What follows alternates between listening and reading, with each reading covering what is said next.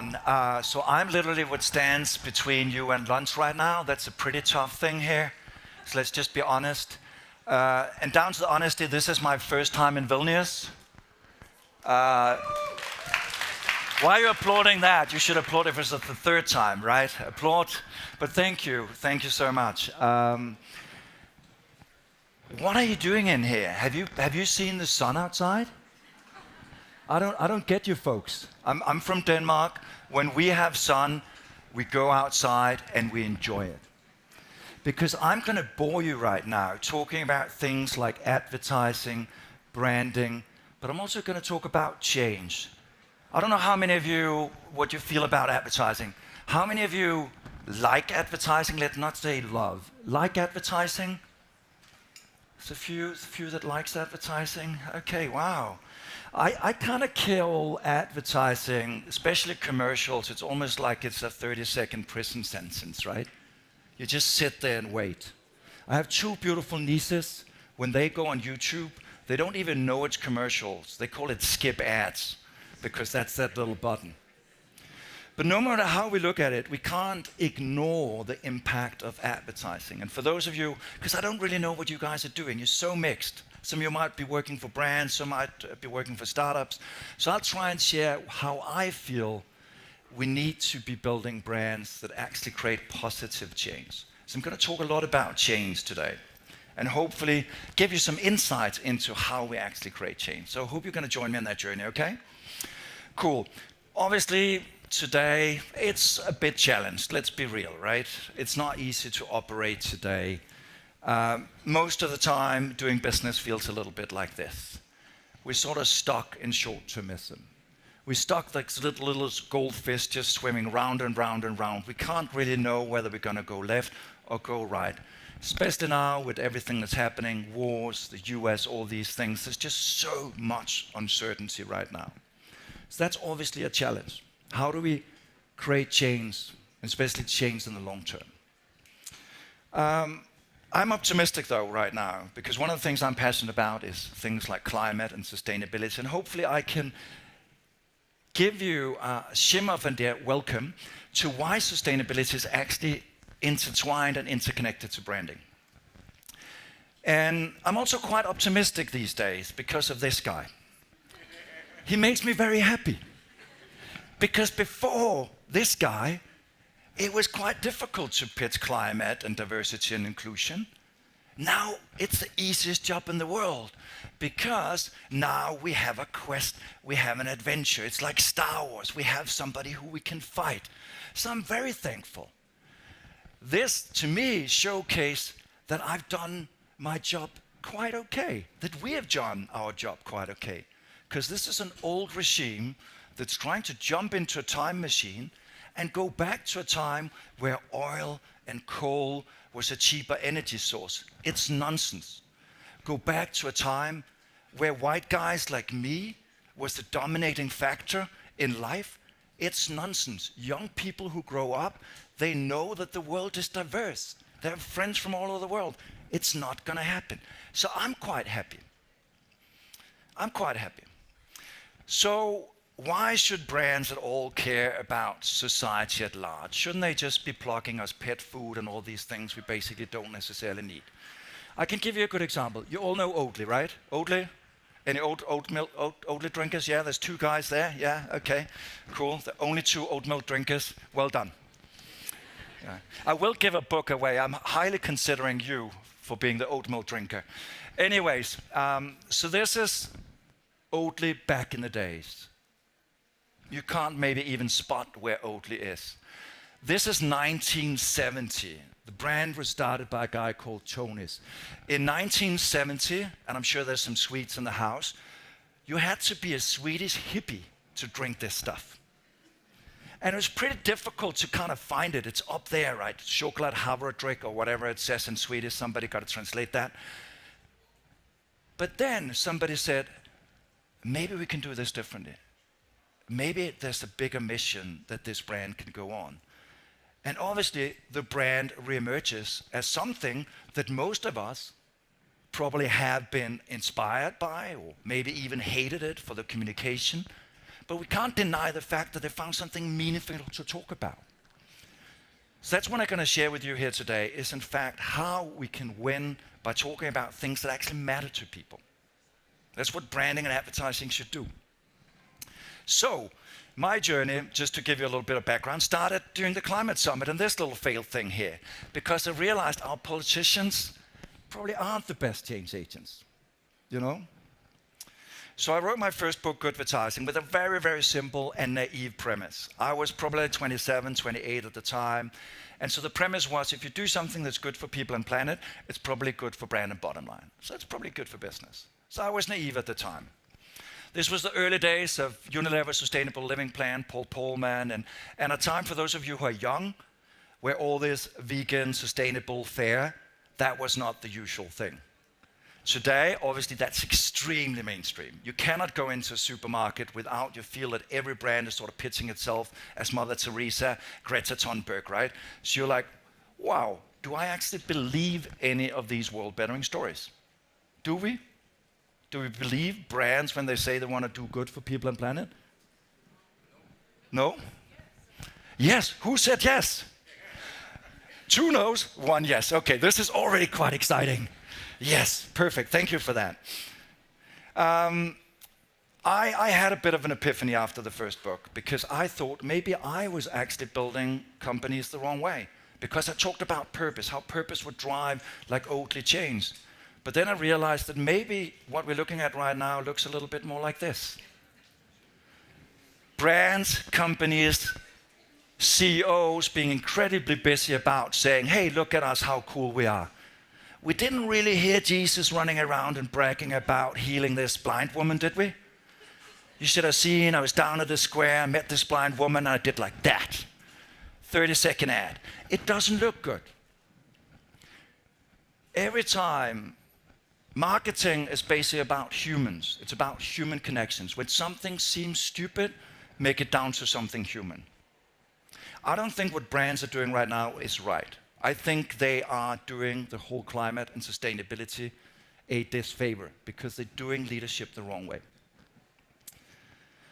So how can we get out of that? So I had to write a second book called The Hero Trap. Basically to say that maybe we need a different type of narrative. Maybe actually brands shouldn't be the heroes, but maybe we should be the heroes. And it starts with a very, very simple thing, because I said, I want to understand how we create change.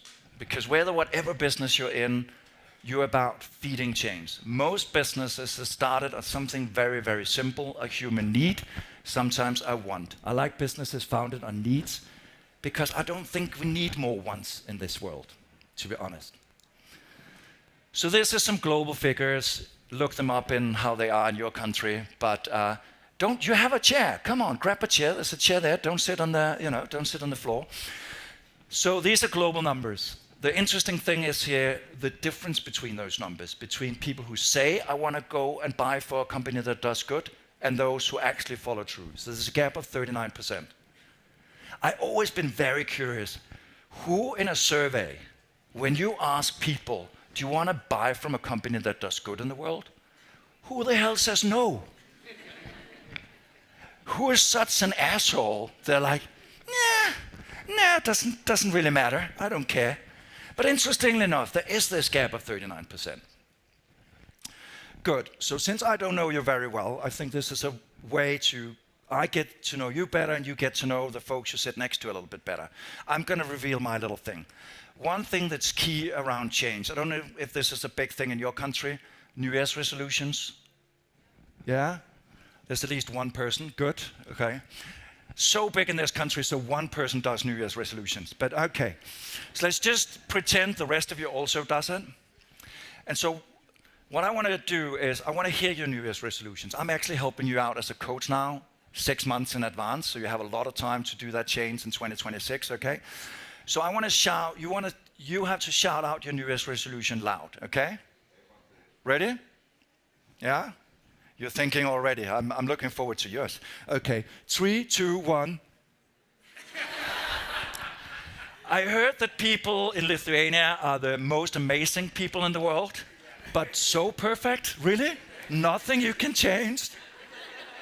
Not even like the hair or like, Okay, let's try again, okay? 3, 2, 1.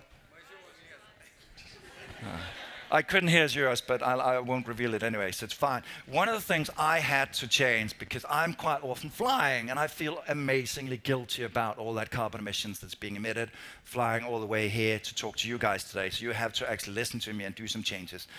But I don't know how much you know about Danish food culture. Yeah? No? Norma, world's best restaurant, some of that stuff? No? Okay. They haven't done a good job of that. But I can tell you a lot of that is BS. When I grew up, Danish food was absolutely horrible. You know, it was broccoli that tasted like salt water, potatoes that was overcooked, and pork meat that was kind of as interesting as the sole of my shoe. So not the best of kitchens, right? The only progressive thing in my household was my dad was in the kitchen. So that was quite nice. So I love cooking, but evidently I didn't know how to cook plant-based. So this company, Årstiderne, have quite an interesting mission. So they want to inspire me to embrace my cooking skill. So what they do is not just trying to pivot me to eat plant-based, they have all sorts of recipes, but what they do is they come with, recipes for me to learn how to cook. So they help me on my little change journey. And obviously, that's quite interesting because they don't need to pay me as a micro-influencer. I think it's called creators today, right? They don't have to pay me for that because when I'm on that journey and I do this amazing vegan pie, you will see it on my Instagram, right? I'll be bragging about it. And yes, that is my Instagram. But obviously, we know the reality of this thing is probably like this, and that's not on my Instagram. So there's 2 types of leadership right now. 2 types of leadership.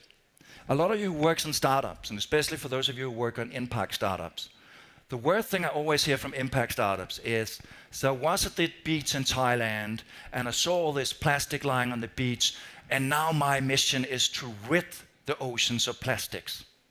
What a load of BS. You're a little startup, you're not fucking saving the world. Sorry, language. So we've been too self-important with the role that we have in the world. The worst example for me is Patagonia. If you listen to what Patagonia is saying, we're in the business to save our home planet. Really? You do t-shirts, folks. Wake up. Yeah, okay, they created a foundation and probably they should have a little bit of credit. But 99% of companies, brands, probably even startups, probably can't live up to that. What you rather should think about, how can you enable those small changes? Each of your little New Year's resolutions are amazing new business ideas, are amazing ways for brands to connect with people around change. Around change. So fundamentally, there's 2 ways you can do it. Either you can set your brand up as the agent of change, or you can set people up as the agent of change. And let me tell you why this matters. Because when I saw all these purposeful brands and sustainable brands and do-good brands and whatnot, I asked myself one very simple question. What brand have in fact created change in my life? Positive change. So a lot of brands talk about it, but I had a very, very short list. I don't know if you can come up with any brands who have created positive change in your life. Anyone? Lego. Who said that? He's paid by the Danish embassy, export empanies. Thank you for promoting that company. Yes, Lego. Lego is an amazing example of what I would call a transformative company because they inspire us through play. And it's something that both inspires the kids and the grown-ups. And what's so amazing about it is that for those of you who are parents, you don't feel awful about giving your kids some Lego bricks. So yeah. Well done. I'm not just plugging Danish companies today, just relax. I'll bring some other examples as well. Anyone else? Any other brands? Garmin. Why Garmin? Makes you work out. Makes you work out more. I like them more. There's a lot of these sort of tech companies that are in fact transformative, which is quite interesting. So all businesses forgot this idea about transformation, but yes, Garmin does play a role in that. And this is about roles. I thought I was a Nike runner. I don't know, now I reveal how old I am, but there was a time where you had a little chip you could put in your running shoe. Remember that? and it would tell you how you ran and the speed and all this. It's just old school stuff for you young folks. But anyway, so I thought I was a Nike runner, but I realized I'm actually not. Because I'm not running to beat my own time. I run because I relax when I run. For me, it's about relaxation. So that's the amazing thing about when you take a transformative approach. There's a brand, there's a meaningful thing you can do for everyone. So I'm probably, even though I still like the Nike gear, I'm probably still more like a Puma type runner. They once had a run at the speed of chatting. It's more about the relaxation, it's more about the mental wellness that you get out of it. So I'll share a little model with you guys here today. So whether you work on brand side or whether you're just a student and you don't give a fuck about advertising, you can use this as a leadership tool as well. So I created something called the Arrow, which was inspired by psychotherapy and coaching. Those disciplines are change-oriented. So they want to change you from, hey, I really want to go running, and try to get you to go run more, as with Garmin. First two questions, for those of you who work in marketing, are quite simple. You know, what is it that you do and how you're unique in delivering your product or service? Again, a little reminder, not so much to brand folks in the room because they know that companies aren't really different. That's why we have brands. So the startups, I'm so sorry to say, I probably see a startup deck every 2 years that's original, but else you're faced with the very same problem. You are super generic, so there's no difference. The important thing is here where you find the purpose. What is your purpose? It's not your why should not be to put you at the center, but who you can help people become. So rather than go out and say, I'm the most diverse company in the world, then rather think about how you can help people fight biases. Or rather than go out and say, we're going to make Lithuania the most healthy country in the world, maybe think about how you can incentivize people to live healthier. So it's a different way of thinking. Let me give you one example from a health insurance company called Discovery. So remember the gap of the 39%. This is typical, right? We say one thing, we do another thing. You know, I want to go for a run. I look out the window, as yesterday here, by the way. Thank you for the sunshine today, but what an awful weather yesterday. If I looked out the window yesterday, I'd probably been saying, I'm not going to go on that run. So there's always this gap between doing and saying. What these guys say is incentivizing people to live healthier. That's their purpose. That's what they live for. They're one of the most innovative health insurance companies in the world because they're laser sharp focused on that mission. Do good for people and planet. What are you going to do different? You know, are you going to hold the door for an old lady? Not really going to do much change. By doing this, they created an amazing reward program. A lot of companies have reward programs where you get bonus points and all sorts of stuff. These guys reward you for doing something healthier. So let's say you hit the gym, you get rewarded. If you pick up an apple in the supermarket, you get rewarded. By doing that, they've been extremely, if you two guys are walking, that's good. It's very good to walk every day. I would say 5Ks every day, so keep walking.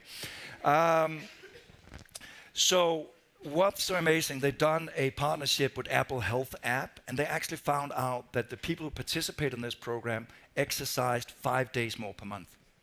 So they did create change. They did create change. I've done some studies around this, unfortunately mostly in the US, you know, post the new administration, or before the new administration. But anyways, so I compared messages that had the brand at the very center of the change and messages that had all of us as the messages, as the agents of change, trying to motivate us. The interesting thing is people are much more curious about the product and people are much more likely to act. So this comes back to authenticity, because I asked you what brands have created change in your life. Where does authenticity come from? Authenticity comes from when you feel the change, you can see the change. So when Discovery had been great at getting you to exercise more, pick up that apple, you feel the change. It's not just an empty promise. So that's the big thing. It's kind of the same thing in relationships. You know, for the women in the house, you definitely know the little struggle around the toilet seats, right? Yeah? We guys are terrible at putting that toilet seat down, admittedly, right? So sometimes you'll say, I'll try, honey, da-da-da, and then you forget about it and the toilet seat is still up there. It's tough. So one thing is saying, I'm gonna do it, but you wanna see action, right? And yeah, then I remember the toilet seat and you get happy and you're like, oh, well done, Thomas, thank you for putting up the toilet seat. But ultimately, in any relationship, that's not actually enough. In any relationship, it's actually how we feel between each other, right? It's the relationship that really truly matters. These types of brands have a much bigger emotional connection. So secondly, I talked a lot about sustainability. And I promised you that I would talk about sustainability. All the things that you talked about when you raised your hands are probably actually connected to sustainability. I'm not going to say anything, it's okay. Because for me, sustainability is basically about a better life. It's about clean air, it's about exercising, it's about connection between friends. And what's so good about that, if you think about it from a commercial perspective, let's take hygiene pads just as an example. How many of you talk about hygiene pads just like that? Like, yeah, no, I really like the one with the wings, that it really I can dance freely. Do you share that on Instagram? You should always use always with the wing because, moves so elegantly on stage. We don't. But what you could probably talk about is things like women empowerment, why women are paid less than men, all these things that actually matter, bigger conversations. So sustainability has talk value, emotional value, and that's why it resonates. So think about today, depending on what perspective you're in, what are the things you talk to your customers about? Are you just talking product? Are you talking about something bigger? Then to sustainability, I'll say sustainability, the ones that use sustainability is just because you're lazy. Because what does sustainability mean? Let's do a little pledge here today. If you use the word sustainability, you put a euro in the swear jar, right? Because we need to translate it into what that really means. I would talk about climate, she had her apple, so it's okay. I would talk about climate, what the hell are we talking about? And we need energize, we need change. I don't need to talk about the state of the world. I think we kind of all know that, right? But we need new narratives. We need new ways of talking about climate. We need new ways of motivating people. Poor guy, right? I mean, honestly. Imagine he had 3 young girlfriends less. Wouldn't be great. Why is all climate communication, why is all sustainability communication so doom and gloom? It shouldn't be. It's amazing. It's about how we live better. It shouldn't be doom and gloom. So I'm going to give you a little extra tool here now that I use around transformation. You can use it across your efforts, really, but it's really about how you drive change. And that's a fan of my tool. Thank you so much, sir. First of all, it's about making it life-centric. It's not just about sustainability. Make it life-centric. I don't know how big organic is in Lithuania. Is that a thing you like? Organic t-shirts, organic food, all that stuff? Yeah? Some organic fans? Yeah? I learned one thing about you guys. You don't say a lot. You're very silent. We'll change that. We'll change that. I promise you. We'll change that towards the end of this presentation. We'll get you to talk more. Anyway, so life-centric. So let me give you one good example of this. This is from Sweden, I think, in fact.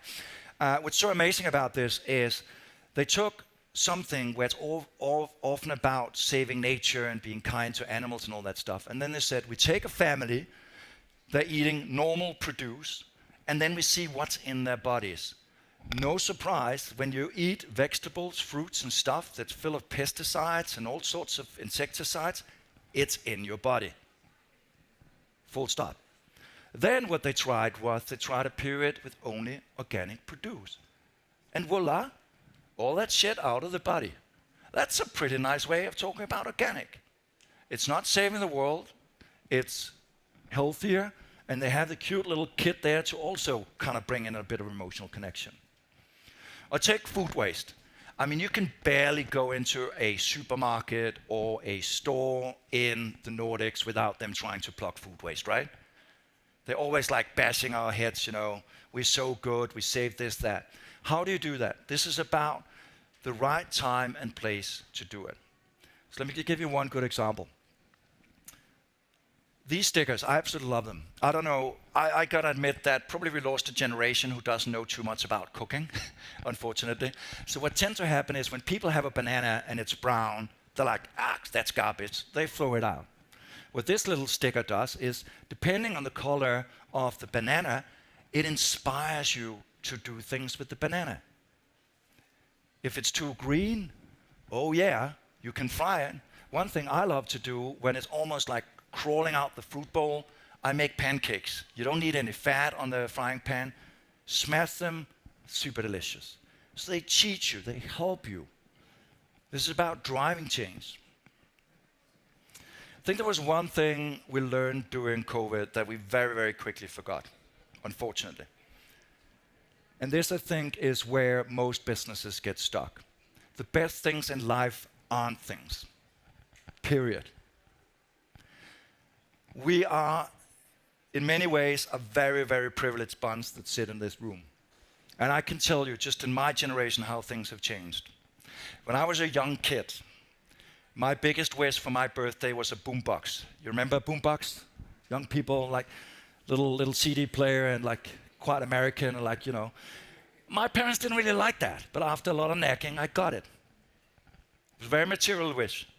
When my niece wished for her birthday, it was something that freaked her parents out, and as an uncle, I had to play the cool guy. She wanted to jump out of an airplane in a parachute.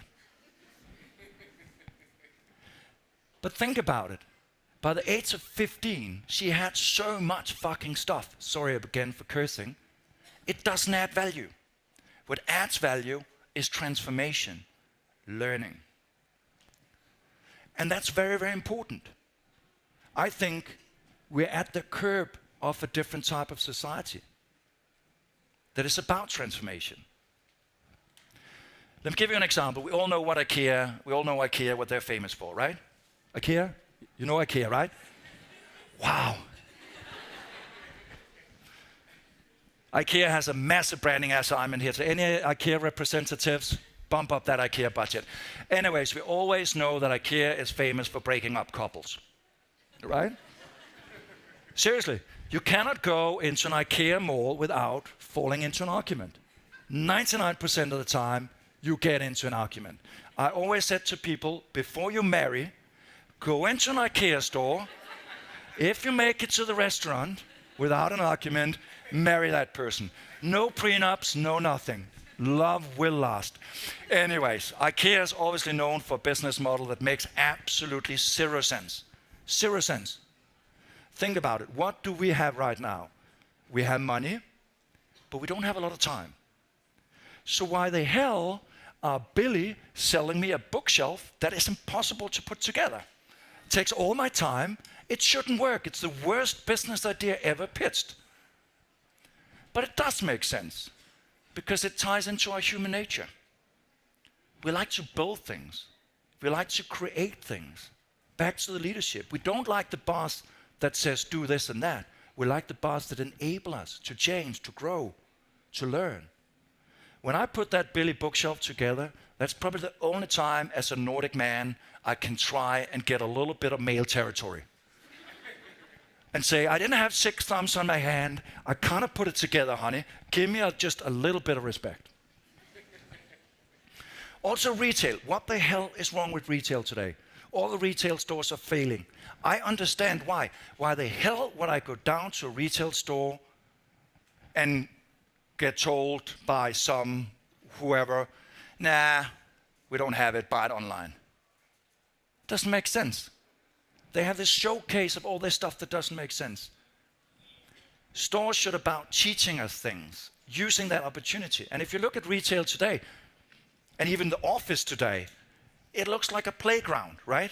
The offices understand that we are whole human beings. Retail stores like IKEA look like a yoga studio right now because they understand the need to do that. If you go into a Nike store in Soho in New York, it's an amazing experience. It's not just showing us rows of sneakers. We can damn do that online. Okay? So this is about opening up and creating different types of experiences. I don't know if there's any Riddersports fans in the house. Riddersport, karate practice good, not a big thing here. Anyways, but what they created in Germany is this almost Charlie Chocolate Factory. You can go in there, you can create your own Riddersport thing, and you get it at the very end. At least it's a little bit of fun, right? And also cities. If you think about cities today, most cities are only made for one thing: shopping. The internet came with a promise of collaboration, sharing human knowledge. What is it about? The one who pays the most is the search results you find. It's a fucking shitty marketplace. And it's sad. So cities, though, are also changing. Some city officials are actually understanding that we are human beings. They can do stuff. This should be a marketing campaign from Denmark, because this is urban gym for Denmark. They're popping up all over the world. But this is probably the one day the sun is shining is Copenhagen. So. And there's another misconception right now. I talked about how happy I am that we have a new US president. And for those who just arrived, that's a longer story. But no, I am very happy, because it makes the narrative very clear that we're up against forces that want to pull us back in time. There's a lot of surveys around sustainability and how much people actually do care. But this research was out recently with The Guardian, the 89% project, which is amazing. They asked people if they were willing to pay for doing something about fighting climate. 89% of people did. That's the majority of us that do care. That's amazing, and want to pay for it. One thing I got a little bit disappointed about is that it's actually Global South that's more prominent in the figures. So actually the people who have the least are actually more willing. Whether that is because they feel this harder than the rest of us, I don't know. Very lastly, I will say, this is very advertising-like for the brand folks in the room. This is just saying that I looked at 10 years of the most effective campaigns globally. Sustainability are 30% of those. Because advertising works because it's emotional. Sustainability works because most of the time it's emotional. So we're not going to spend too much time on that. If you want to know more, I'm sure you can download the research from our website. Lastly, leadership, change. I believe the best leaders I've had in my life has been those who have pushed me to achieve amazing things. But it's also a reminder of how change is created. Because if you think about it, people can tell you to quit the cigarettes, your loved ones. Your doctor might tell you you should not be smoking. On the packaging, what they're going to do is they're going to put these cancer-ridden lungs on the packaging, right? You know how effective that is? Not effective at all, because you just avoid the campaign and keep smoking. Same with climate communication. The world is going to go under. You avoid the campaign and you keep driving your amazing Mercedes G-Wagon. That's just how it is. But for those of you who have grappled with change, the only one who can, in fact, create change is you. The only one. If you're not motivated to quit those cigarettes, you're not going to be successful. So I have a very, very simple mantra, which is, in fact, if you work on change, if you work on driving business, find out those needs and find out how you can make people participants around this. And this really comes back to this idea about transformation. So just a quick recap, 3 things I had to share with you here today. It's a very American thing to do. It's just for those who couldn't remember what happened 40 minutes ago. Back to the goldfish. It's always a good thing to wrap up with. And for those who just arrived, thank you, sir. I do it for you. You with the cap. This is for you. You just arrived at a talk. I'm going to give you the sum up in 3 seconds. You don't need to take the cap off. It's okay, sir.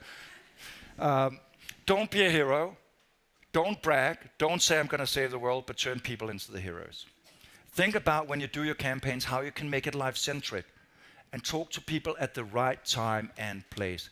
And lastly, I do actually believe today is the ultimate day where we need to redefine leadership towards human betterment.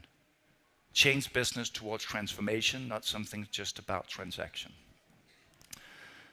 That's what I had to tell you here today. This is my latest book called The Hero Trap, where you can read a lot more about that stuff. This is my name, Thomas Kolster. If you want to get the presentation, scan the QR code like in good old days. For those of you who know how to do that stuff, you're tech people. AI can't do this for you. Do that. And then 2 questions. And I have a giveaway book. I haven't signed it yet, but I will sign it. So we have time for questions. Yes. Do you have some for me, or should we just... We have 5 minutes. 5 minutes. Okay, then let's do... Okay, so since you guys don't talk,